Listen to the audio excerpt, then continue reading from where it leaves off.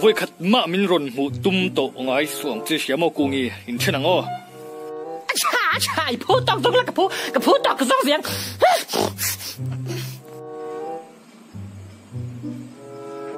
Ô bây giờ cùng đi bộ cái chân phèo to, chuan nắng bộ giờ tất nhiên rồi lên thấy tông ô, cái lòng hoàng cháu. Ôi vẫn lo muốn về cái lúc yếu nơi chân xua chân khăn rồi còn lên ô bây giờ.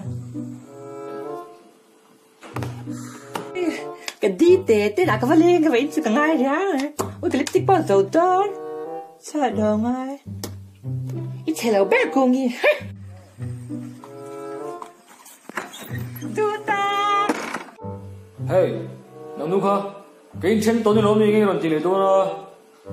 Ê, ôi cái chân to tắc thì rồi.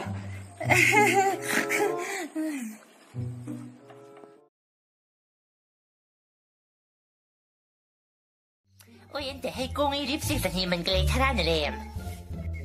Ôi lồm mê lẽ, là thì mình bỏ đi là phẳng minus one vel mà nó nhang thế. Ý giặc nó nghe.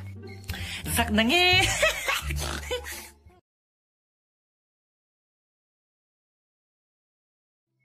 Ôi chả đi thiên chả đâu bẹc chủ cái đi xin.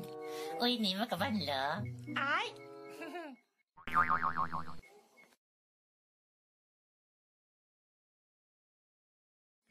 Ôi chả đi, cần vinh dễ mà bộ chú, LUTUK oxygen pom to lau carbon dioxide ông to. Ôi thì đuổi sai răng à, hay chọn bikini xin cần nitrogen cần hít về mấy to.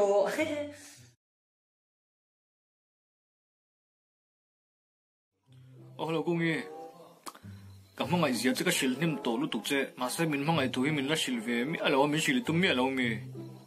Ôi mai lâu suy nó hôn bao đi mẹ LUTUK đi về lâu mi.